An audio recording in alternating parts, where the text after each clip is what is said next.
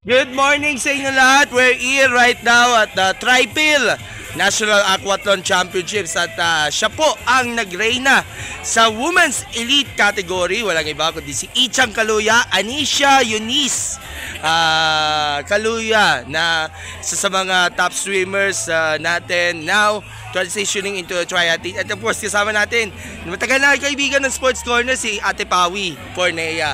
So una sa lahat, your thoughts sa inyong performance nga from swim up until run hanggang sa makarating ng finish line. Ikaw yung nanguna dito sa Tripil National Aquathlon Championships this morning. Actually, first of all, hindi ko siya in-expect kasi wala pa akong 1 year sa triathlon mismo. So, all I did was really consistency lang talaga. Tapos nagulat na lang ako na ganun kaganda yung swim ko at saka sa run ko. So, I was really proud of myself nung nakarating ako ng finish line. And this is your first time na makasali sa aquathlon, no?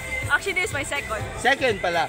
So, alaki ba ang naitulong ba ng inyong, swimming career nga upang at least makapagpreparado nga para dito sa competition? Kasi alam ko, you're now retired na sa swimming at nag-transition ka na fully into triathlon sa ngayon, Ichang.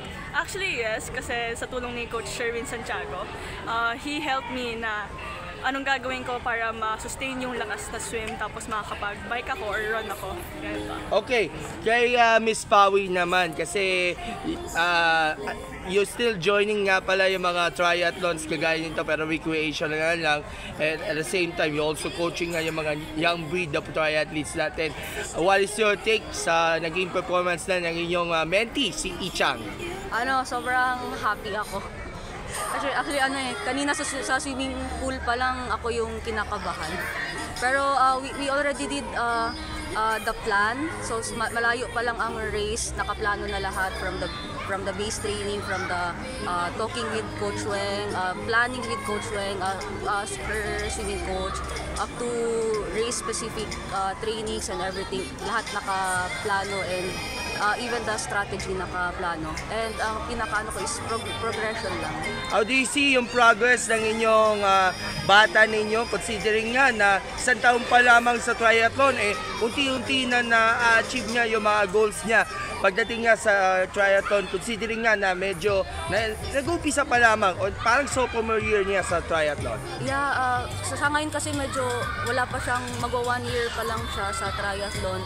I admit na magkakaroon pa siya ng mga failures, ng mga challenges, and we just need to accept it and we just need to progressively improve her. And yeah, like marami pang possibilities na mangyayari pero ang pinaka number 1 rule ko sa kanya, no injury. At saka study first. Okay, kay Ichang naman, actually you're now part of LaSalle, no? So, parang same course ni Pawi, no? Robotics, no? Robotics and Naval Engineering. So, mukhang ang future goals nyo is parang si Pawi na rin, yung Philippine Navy, syempre. Pero of course, bago po ito, by the way, ang nag-second place nito si Katrina Salazar and then si Lomboy yung pang-third, no? So, nung nakaharap ninyo yung mga national triathletes, yung mga kapwa nating national athletes, ano ba yung pagkalamdam nyo? Di mo ba naramdaman na nape-pressure ka dahil si Kat at saka si Lomboy, mga veterano na dito sa field? Actually, syempre nandun na yung pressure pero at the same time, knowing me, I'm really competitive and also na gusto kong maging inspiration ko sila. So, knowing na si Katrina Salazar is also my swimmate, parehas kami ng coach, we don't really see each other as competitors. We see each other as best friends po talaga. What's your next tournament para kay Ichang? For my next service is in 3 weeks, it's National Duathlon in National Duathlon, saan ito? sa Villar City. Villar City. Yan sa Cavite, no? Okay, Pawi, what's your latest sa inyong mga bata ninyo at ano ba mga aasahan natin sa competition? Asahan po ninyo Pero bago yan, ano mga abangan nating tournaments muna? Sa ngayon, hindi muna ako magsasabi kasi magpaplano pa lang ulit kami. Surprise lang muna. So back to square one muna. Yes. Pero at least tuloy-tuloy naman yung training ng inyong mga kasama ninyo sa training. By the way, can you guys muna yung triathlon club na ikaw kinabibilangan po? Yeah, so I have my coaching services. It's Pawi Fornea Triathlon Coaching. So my only junior elite there is Ichang Kaluya, and then most of my athletes are age groupers for bound for Ironman.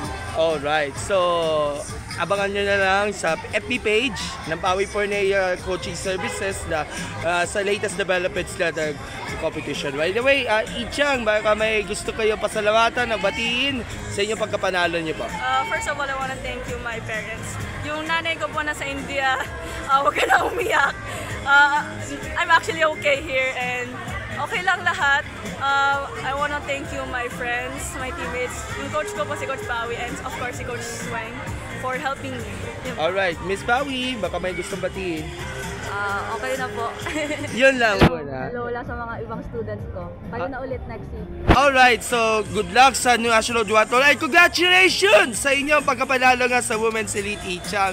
Malayo pa mararating mo. We wish you all the best at hope to see you sa susunod nating triathlon coverage. God bless!